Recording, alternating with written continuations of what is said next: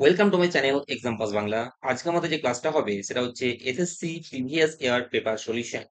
আর আজকে আমরা যে পেপারটা সলিউশন করবো সেটা হচ্ছে এসএসসি প্রিভিয়াস ইয়ার এর জিকে পার্টটা এবং জিএস পার্টটা আমরা সলভ করব।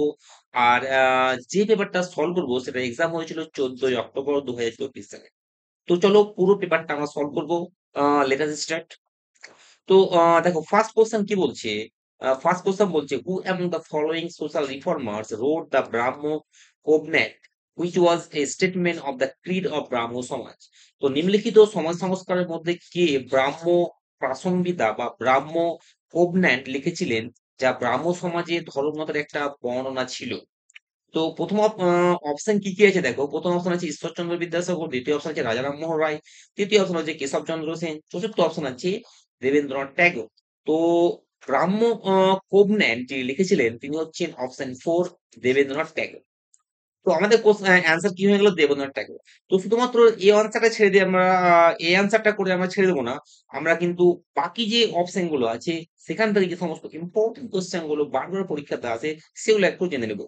তো দেখো প্রথম অপশন কি আছে, ঈশ্বরচন্দ্র বিদ্যাসাগর। তো ঈশ্বরচন্দ্র বিদ্যাসাগর যার জন্য বিখ্যাত ছিলেন সেটা কি, যার জন্য তিনি সুপরিচিত ছিলেন তিনি হচ্ছেন বিধবা বিবাহ অ্যাক্ট পাস করতে অনেকটা হেল্প করেছিলেন, সাহায্য করেছিলেন। কি, widow remarriage act, WIDO, widow remarriage, MARRIAG, remarriage act. এই উইডো রিম্যারেজ অ্যাক্ট পাস হয়েছিল কত সালে, 1856 সালে। এটা কে পাস করেছিল, লর্ড ক্যানিং। এটা কে পাস করেছিল, লর্ড ক্যানিং। কে পাস করেছিল, লর্ড ক্যানিং। আর এটা ড্রাফটটা কে লিখেছিল, Lord Dalhousie. Lord Dalhousie, HOUSI। তো দেখো Ishwarchandra Vidyasagar widow remarriage act বিধবা বিবাহতে চালু করার জন্য আহ যিনি সুপরিচিত ছিলেন, সেই অ্যাক্টটা চালু হয়েছিল 1856 সালে। আর চালু করেছিল কে, পাস করেছিল বিলটাকে, লর্ড ক্যানিং। আর বিলটা ড্রাফট করেছিল কে, সেটা হচ্ছে লর্ড ডালহৌসি। ওকে। অপশন টুর মধ্যে দেখা হচ্ছে অপশন টুর মধ্যে দেখা আছে রাজা রামমোহন রায়। রাজা রামমোহন রায় একটা ইম্পর্টেন্ট নেম। রাজা রামমোহন রায় কি যে রাজা উপাধিটা কে দিয়েছিল, এটা একটা বিশাল ইম্পর্টেন্ট কোশ্চেন। সেটা হচ্ছে আকবর টু। আকবর টু মুঘল সম্রাট আকবর টু রাজা রামমোহনকে রাজা উপাধি দিয়েছিল। এটা ভেরি ভেরি ইম্পর্টেন্ট কোশ্চেন, যেটা পরীক্ষায় বারবার আছে।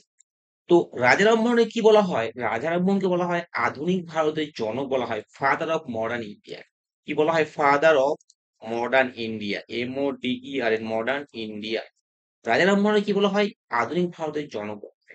রাজা রামমোহন রায় এই যে সমাজটা চালু করেছিল সেটা কি, ব্রাহ্ম সমাজ। সেটা কি, ব্রাহ্ম ব্রাহ্ম সমাজ। ওকে। আর দেখো রাজা রামমোহন রায় যে প্রথাটা অবলুপ্ত করার ক্ষেত্রে বিশেষ ভূমিকা পালন করেছিলেন সেটা কি, সেটি হচ্ছে সতীদাহ প্রথা। কি, সতীদাহ প্রথা। এই সতীদাহ প্রথা। আর সতীদাহ প্রথাটা কে মানে রদ করেছিল, কে পাস করেছিল বিল, উইলিয়াম বেন্টিং। উইলিয়াম কি, বেন্টিং। উইলিয়াম বেন্টিং কত সালে, 1829 সালে। ওকে। তো দেখো রাজা রামমোহন রায় একটা সংবাদপত্র চালু করেছিলেন, সেটাও কি বলা হয়, সংবাদ কৌমুদি। সংবাদ কি, কৌমুদি। ওকে।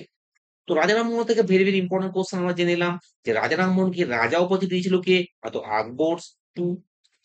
রাজা রামমোহন রায় কোন প্রথাটা অবলুপ্তির ক্ষেত্রে গুরুত্বপূর্ণ ভূমিকা পালন করেছিলেন, সতীদাহ প্রথা। সতীদাহ প্রথাটা কি অবলুপ্ত করেছিল, বা লর্ড উইলিয়াম বেন্টিং কত সালে, 1835 সালে। ওকে। তো রাজা রামমোহন রায় একটা সংবাদপত্র চালু করেছিলেন, সেটা কি, সংবাদ কৌমুদি। ওকে।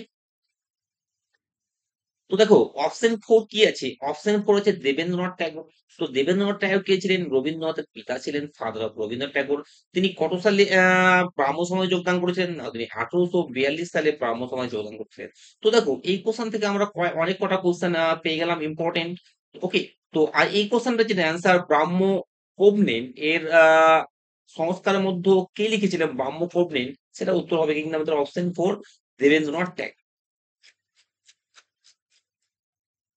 দেখো ব্রাহ্ম প্রাসংবিদা ছিল ব্রাহ্ম সমাজের ধর্মীয় নীতিমালার লিখিত রূপ, যেটি দেবেন্দ্রনাথ ঠাকুর 1843 সালে রচনা করেন। এটি ব্রহ্ম ধর্মের ঈশ্বর বিশ্বাস, আত্মার অমরত্ব এবং সামাজিক সংস্কারের নীতিগুলি তুলে ধরে। কোশ্চেন এবার আসছি কোশ্চেন টু। সামা চাকেভা আহ চকেভা is a folk dance based on mythical story of siblings Sama and Chakeva. So this folk dance belongs to which Indian state? দেখো বলছে সামা চকেবা ভাই বোন সামা এবং চকেবার পৌরাণিক কাহিনীর উপর ভিত্তি করে একটা লোকনৃত্য। এই লোকনৃত্যটি ভারতের কোন রাজ্যের অন্তর্গত? তো দেখো প্রথম অপশন বলছে পাঞ্জাব, দ্বিতীয় অপশন বলছে বিহার, তৃতীয় অপশন বলছে হরিয়ানা, চতুর্থ অপশন বলছে আসাম। তো সামা চকেবা এই পৌরাণিক কাহিনীর উপর ভিত্তি করে যে লোকনৃত্যটা সেটা হচ্ছে অপশন বি, বিহার। তো আমরা শুধুমাত্র এই কোশ্চেনটা অ্যান্সার করে চলে যাব না, বাকি এখানে এই পয়েন্ট অপশন গুলো থেকে যে ইম্পর্টেন্ট কোশ্চেন গুলো পরীক্ষায় বারবার আছে সেগুলো আমরা দেখে নেবো।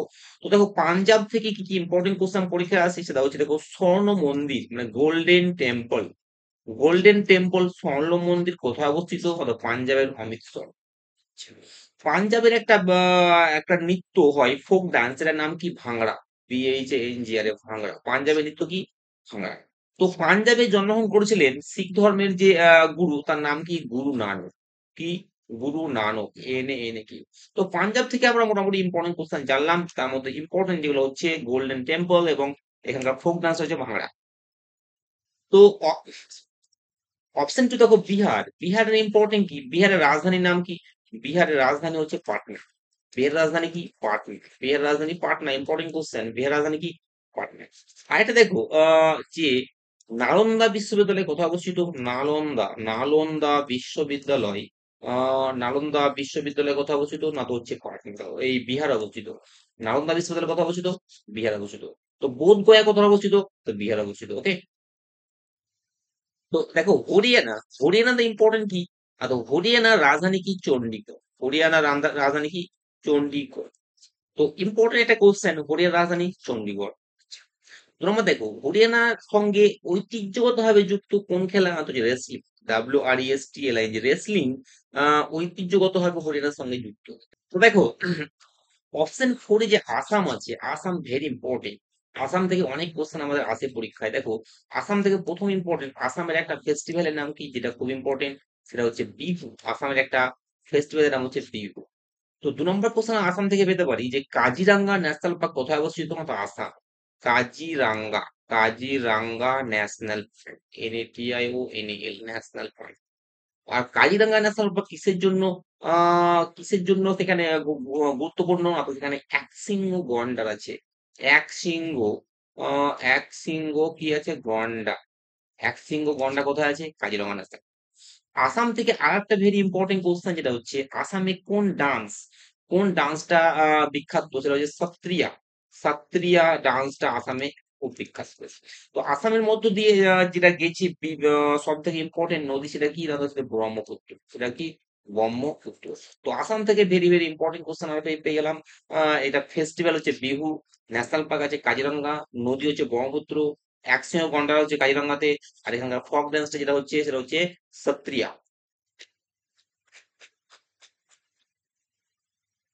তো সামা চকেভা মূলত বিহারের মিথিলাস অঞ্চলের লোকোৎসব নৃত্য, যা ভাই বোনের পারস্পরিক সম্পর্ক এবং ত্যাগকে কেন্দ্র করে উদযাপন করা হয়। এটি কার্তিক মাসে পালিত হয় এবং এতে মাটির খেলনা, গান, নাট্যরূপে পৌরাণিক কাহিনী ফুটে তোলে। কোশ্চেন 3 কি বলছে দেখো, রাজস্থানের বিখ্যাত কালবেলিয়া নৃত্যশিল্পী গুলাবো সাপেরা কোন বছর পদ্মশ্রী সম্মানে ভূষিত হন? তো প্রথম অপশন 2016। তো প্রথম অপশন কি আছে? 2016, দ্বিতীয় অপশন 2021, তৃতীয় অপশন 2023, চতুর্থ অপশন 2017। তো দেখো আহ বিখ্যাত কালবেলিয়া নৃত্যশিল্পী গুলাবো সাপেরা যে পদ্মশ্রী পেয়েছিলেন কখন? পদ্মশ্রী পেয়েছিলেন 2017 সালে।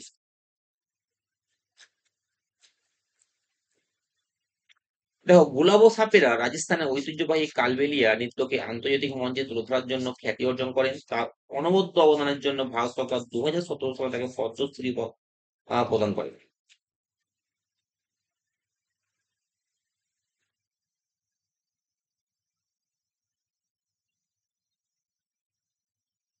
Question 4. According to Global Multidimensional Poverty Index 2022, what was the population of poor people in India in 2020? Global multidimensional poverty index 2022 অনুযায়ী 2020 সালে ভারতের দরিদ্র মানুষের সংখ্যা কত ছিল? তো অপশন যদি আমরা দেখি তো দেখো প্রথম অপশন হচ্ছে 228.9 মিলিয়ন, দ্বিতীয় অপশন বলছে 328.9 মিলিয়ন, চতুর্থ অপশন হচ্ছে 128.9 মিলিয়ন, আর চতুর্থ অপশন হচ্ছে 428.9 মিলিয়ন। তো দেখো 2020 সালে ভারতের দরিদ্র মানুষের সংখ্যা ছিল, অপশন ওয়ান হয়ে যাবে 228.9 মিলিয়ন। তো এমপিআই যেটা আমরা বলা হয় এমপিআই, মানে মাল্টি ডাইমেনশনাল পভার্টি ইন্ডেক্স, এটা একটা সূচক, এখানে দরিদ্রতার সূচক মাপা হয় কোন দেশ কতটা দরিদ্র। তো এটা শুধুমাত্র আয়ের উপর ভিত্তি করে মাপা হয় না, এটা স্বাস্থ্য শিক্ষা সমস্ত উপর ভিত্তি করে এটা মাপা হয়। তো 2020 সালে অনুযায়ী ভারতের দারিদ্রতার সংখ্যা ছিল 228.9 মিলিয়ন, সঠিক।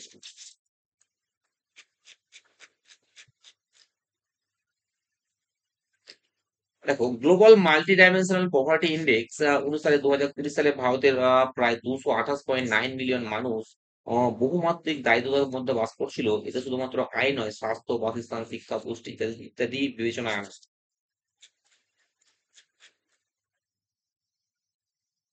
Question 5. Who became the first woman to win two gold medals in single Para-Asian Games event 2023?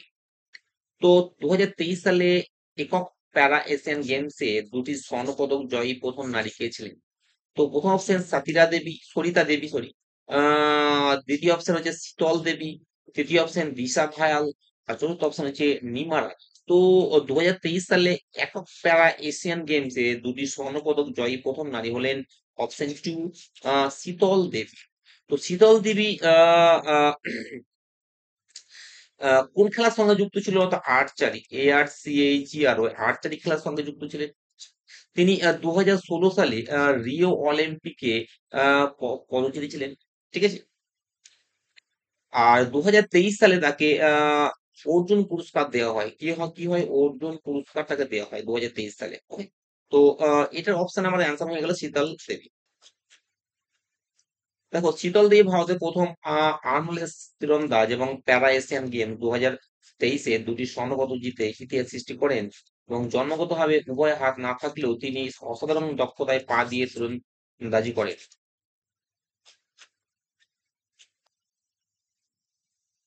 Question 6 কি বলছে? Which of the following white papers released by Niti Aayog is related to public health surveillance in India? নীতি আয়োগ কর্তৃক প্রকাশিত নিম্নলিখিত কোন শ্বেতপত্রটি ভারতের জনস্বাস্থ্য নজরদারির সাথে সম্পর্কিত?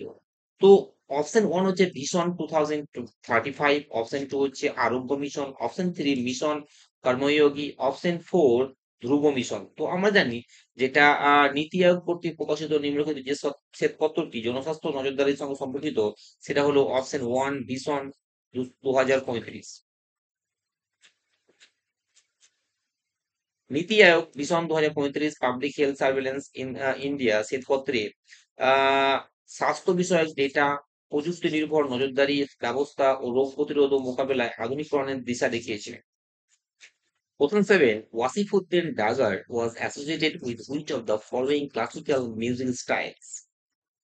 ওয়াসিফুদ্দিন ডাগর নিম্নলিখিতের মধ্যে কোন শাস্ত্রীয় সঙ্গীত ধারার সঙ্গে যুক্ত ছিলেন? তো প্রথম অপশন হচ্ছে ধ্রুপদ, দ্বিতীয় অপশন গজল, তৃতীয় অপশন তারানা, চতুর্থ অপশন খেয়াল। তো দেখো এটা সঠিক অ্যান্সার যেটা হয়ে যাবে সেটা হচ্ছে option one dhrupad.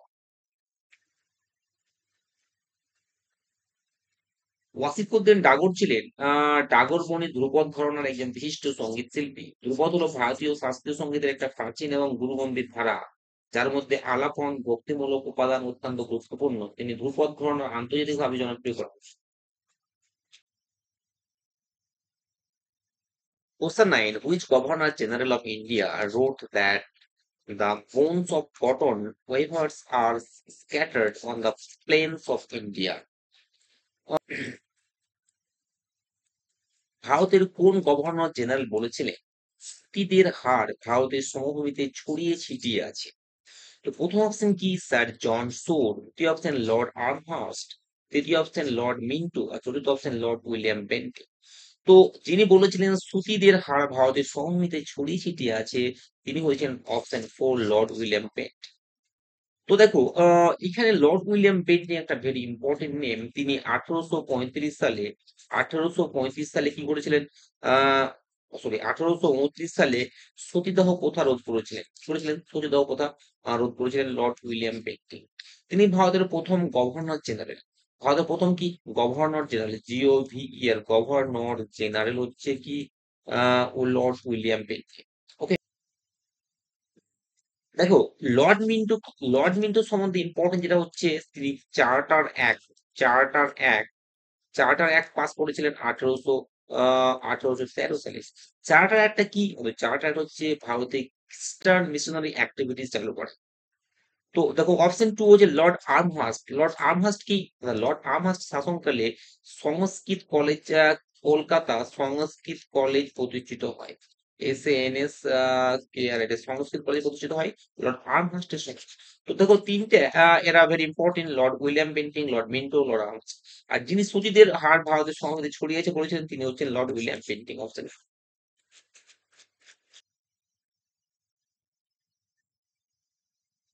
Question 10. In which sector is groundwater used most? কোন খাতে ভূগর্ভস্থ জলের সর্বাধিক ব্যবহার করা হয়? তো অপশন এ agriculture, option two education, option three domestic, option four industrial. তো এখানে ভূগর্ভস্থ জল যেটা ব্যবহার করা হয় সেটা হচ্ছে অপশন এ এগ্রিকালচার। তো এটার থেকে যারা আমরা ইম্পর্টেন্ট কোশ্চেন যদি আমরা খুঁজি তো পাবো কি যে এগ্রিকালচারের যে সব থেকে ভারতের কোথায় সব থেকে বেশি রাইস উৎপাদন হয়, সেটা কি কোথায়? তো ওয়েস্ট বেঙ্গল। সেটা কি কোথায়? তো ওয়েস্ট বেঙ্গলে সব থেকে বেশি রাইস উৎপাদন হয়, চাল উৎপাদন।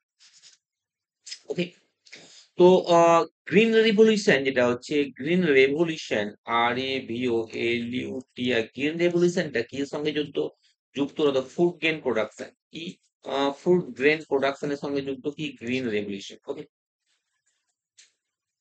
দেখো এডুকেশন থেকে যদি আমরা খুঁজি কোশ্চেন, তো দেখো এডুকেশন থেকে আমাদের যদি RTE অ্যাক্ট যেটা, সেটা ফ্রি এডুকেশন দেয় কাদেরকে? 6 থেকে 14 বছর বয়সী যারা স্টুডেন্ট তাদেরকে ফ্রি এডুকেশন দেওয়া হয় RTE অ্যাক্ট অনুসারে। ওকে, আর ভারতের 2011 সালের জনগণনা অনুসারে ভারতের শিক্ষকতা হার 74.04%। ওকে,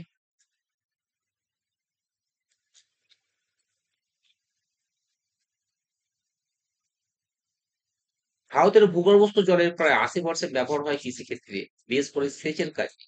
জলনির্ভর ফসল যেমন ধান, গম, আখ ইত্যাদি চাষের জন্য প্রচুর ভূজল উত্তোলন করা হয়, যা ভূগর্ভস্থ জলের স্তর হ্রাসের অন্যতম কারণ। Question 11. The megalithic site Hallu is situated on the bank of which river, a tributary of Sutima? এটা বলছে হল্লুর নামক মহাপাষাণ স্থলভূমি নদীর কোন উপনদীর তীরে অবস্থিত? তো হচ্ছে ইমানগাঁও, অপশন টু হচ্ছে হিরে বেনাকল, অপশন থ্রি হল্লুর, অপশন টু পট্টু। তো রাইট অ্যান্সার হয়ে যাবে অপশন থ্রি হল্লুর। হল্লুর কর্ণাটকের একটা গুরুত্বপূর্ণ মহাপাষাণ স্থল যা ঘোর নদীর তীরে অবস্থিত। ঘোর নদী ভীমা নদীর একটা উপনদী।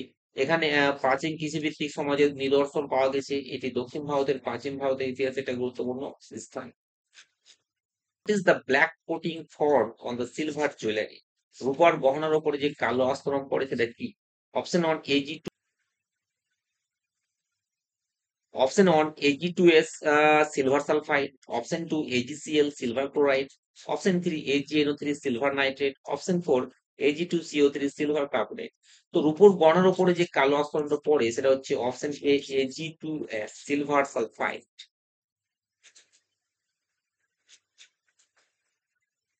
দেখো রূপা বাতাসে উপস্থিত সালফার যৌগের সঙ্গে বিক্রিয়া করে সিলভার সালফাইড AgTs তৈরি করে, যে রূপার উপরে কালো স্তর হিসাবে জমে। এই প্রক্রিয়াটিকে টার্নিসিং নামে পরিচিত। এটি একটা সাধারণ রাসায়নিক জারণ বিক্রিয়া।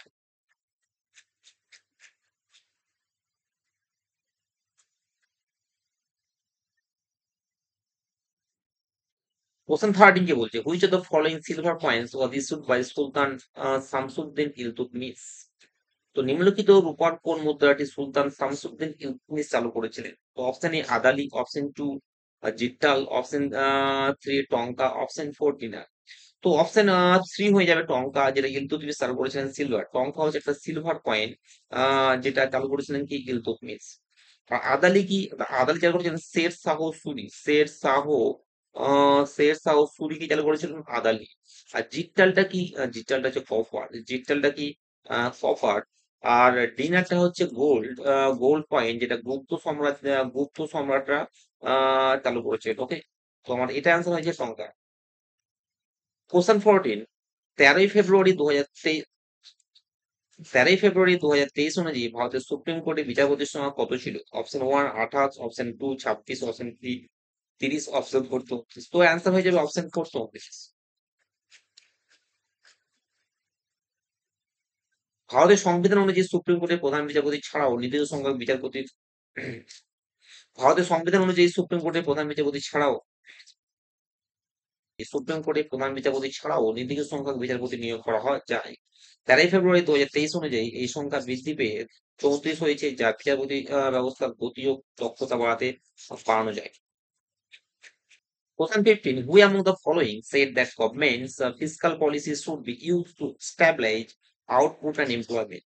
নিম্নলিখিতের মধ্যে কে বলেছিলেন যে সরকারকে আউটপুট এবং কর্মসংস্থান স্থিতিশীল রাখতে রাজস্ব নীতি ব্যবহার করা উচিত? তো option E Alfred Marshall, option 2 Adam Smith, option 3 J M Keynes, আর অপশন 4 হচ্ছে লিওল্যান্ড চার্লস রবিনস। তো এটা অ্যান্সার হয়ে যাবে অপশন 4 লিওল্যান্ড চার্লস রবিনস। এখানে একটা ইম্পর্টেন্ট কোশ্চেন আছে, আদালকে বলা হয় দ্য ফাদার অফ ইকোনমিক্স বলা হয়। কি বলা হয়? ফাদার অফ কি? ইকোনমিক্স কাকে বলা হয়? আডাম স্মিথকে। তাহলে একটা বইয়ের নাম কি? Wealth of nation. Wealth of কি? ওয়েলথ অফ নেশন তার একটা লিখিত বইয়ের নাম।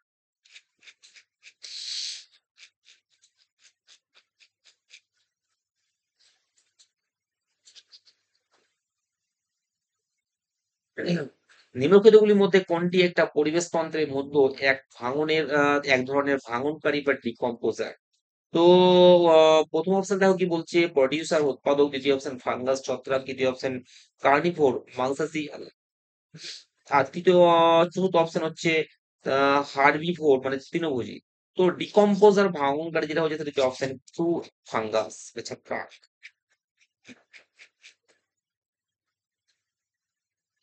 ডিকম্পোজার হলো সেই সমস্ত জীব বা মৃত উদ্ভিদ বা প্রাণীর জৈব পদার্থ ভেঙে পুষ্টি পদার্থে রূপান্তরিত করে।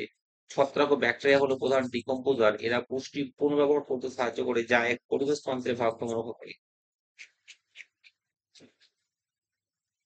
কোশ্চেন 17 দাও কি বলছে, নিম্নলিখিত ফসলগুলোর মধ্যে কোনটি চাষে প্রায় 1 বছর সময় লাগে? তো option sugar cane, option 2 soybean, option 3 ground nut, আর অপশন 4 রাগি। তো আমাদের যেটা 1 বছর সময় লাগে সেটা হচ্ছে অপশন 1 সুগার কেন।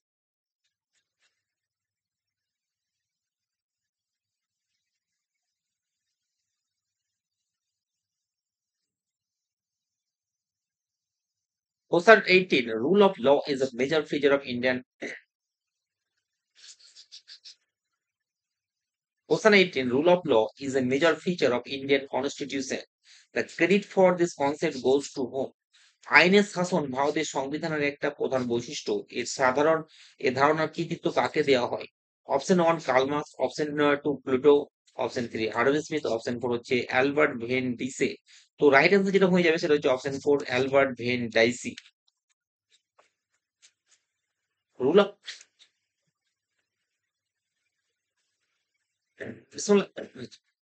রুল অফ ল ধারণাটি সর্বপ্রথম ব্রিটিশ আইনজ্ঞ অ্যালবার্ট ভেন ডাইসি দ্বারা প্রচারিত হয়। এর মূল বক্তব্য হলো আইনের দৃষ্টিতে সকল ব্যক্তি সমান এবং আইনই চূড়ান্ত কর্তৃত্ব। এই নীতির ভিত্তিতে ভারতীয় সংবিধানের মৌলিক অধিকার ও ন্যায় বিচার নিশ্চিত করা হয়েছে। Question 19.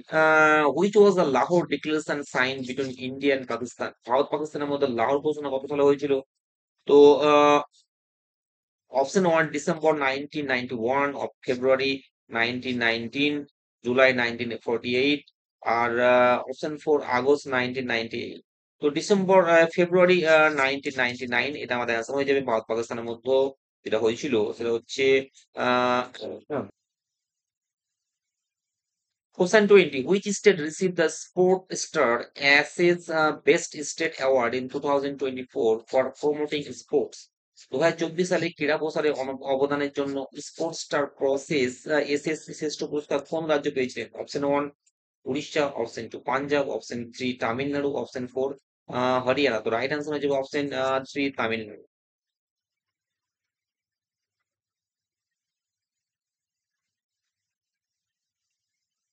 Question 21, which of the following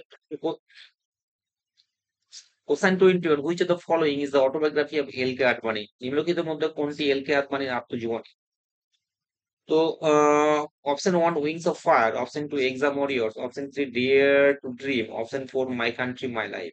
তো অপশন 4 অ্যান্সার হয়ে যাবে মাই country my life, L K আদবানির আত্মজীবনী। 22, মন্দিরের যে অংশে প্রধান দেবতা, কোশ্চেন 22, মন্দিরের যে অংশে প্রধান দেবতা বা দেবী প্রতিষ্ঠিত থাকে তাকে কি বলা হয়?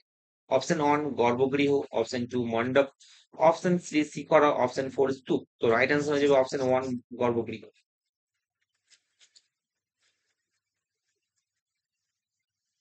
কোশ্চেন 23, দুধসাগর জলপ্রপাত কোশ্চেন 23 কোশ্চেন 23, দুধসাগর জলপ্রপাত কোন রাজ্যের একটা গুরুত্বপূর্ণ পর্যটন কেন্দ্র? তো option 1 Meghalaya, option 2 Nagaland, option 3 Chandigarh, option 4 Goa. Right answer option 4 Goa হয়ে যাবে।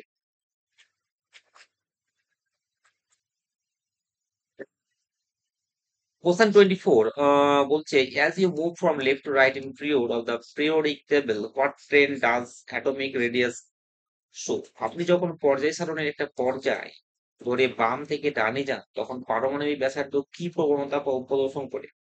তো atomic radius remains constant, atomic radius behaves irregularly, atomic radius decreases, atomic radius increases। তো রাইট অ্যান্সার হয়ে যাবে অপশন 3 atomic radius decreases, পারমাণবিক ব্যাসার্ধ কমে যায়।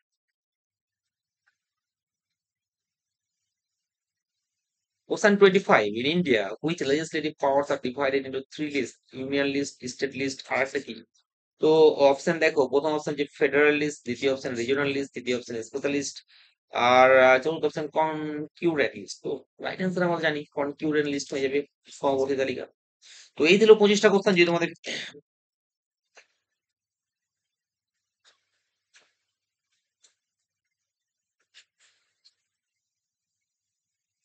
আর চতুর্থ অপশন কি? কনকিউরেন্ট লিস্ট, সহবর্তী তালিকা। তো এই ছিল 25টা কোশ্চেন যে তোমাদের। ভিডিও ভালো লাগে অবশ্যই লাইক করবে, সাবস্ক্রাইব করবে, আর হ্যাঁ শেয়ার করবে। Thank you.